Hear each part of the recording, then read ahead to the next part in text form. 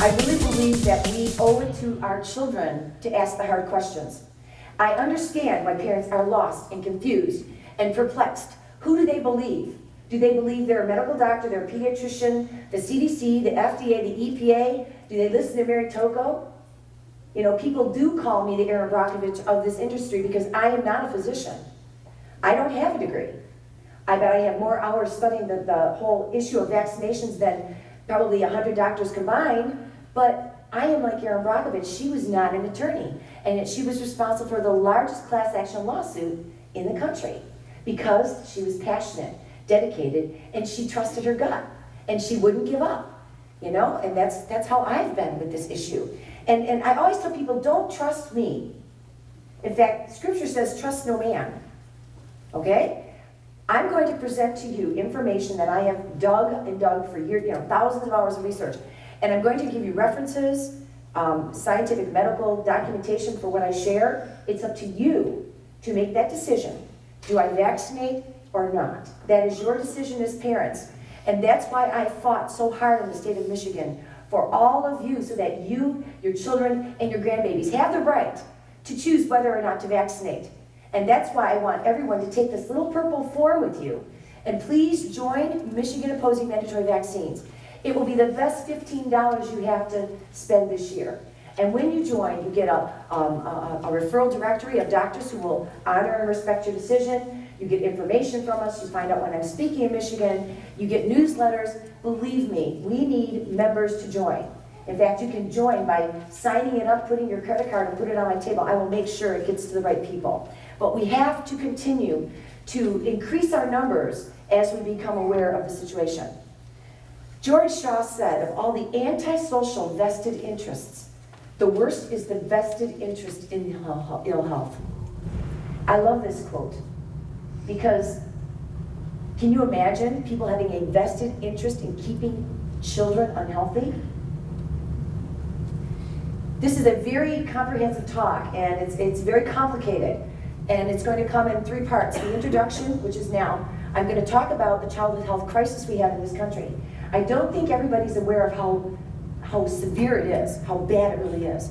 I'm going to also give a short lesson on natural immunity and how the immune system develops, because if you understand this, you're not afraid of these normal childhood illnesses.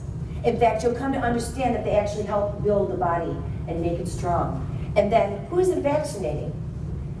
The media would have you believe that the people who aren't vaccinating are doing it for a variety of reasons. Well, we're going to find out what the professional people say about those of us who choose to not vaccinate.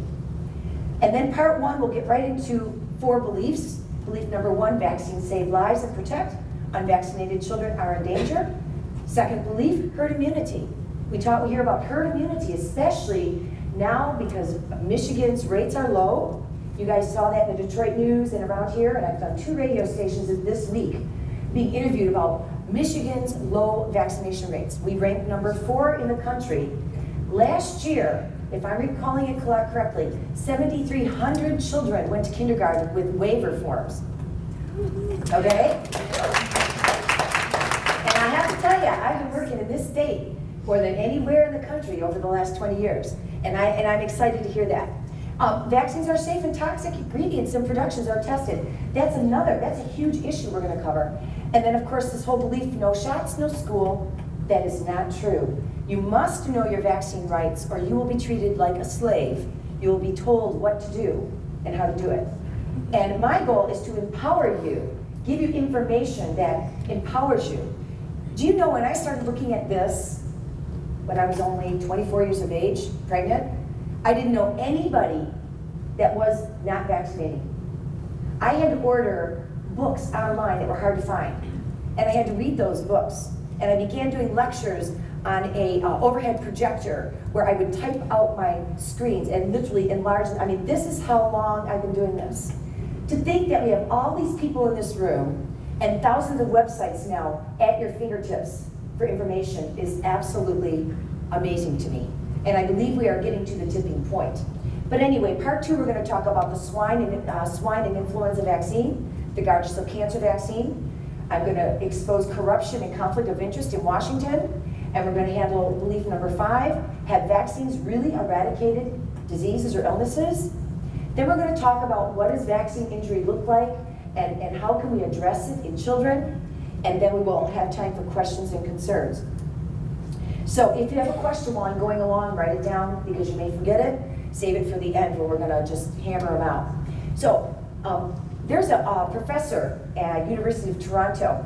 His name is McCrindle. He said, quote, "There are those who would predict that that in this generation of children, the parents are going to be the first to outlive this generation of kids if this trend isn't reversed." Can you imagine that?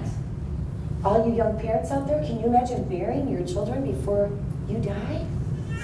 This is a serious trend. And we're going to identify this trend. But this is what's going on. By the way, I love seeing all the babies, the infants, and the pregnant moms here. I think it's just, every time I see a baby, I get so excited. And I'm also glad to see senior citizens and people a little bit older here too, because you know, they're being asked to do a lot of vaccines as well, so this is really exciting for me.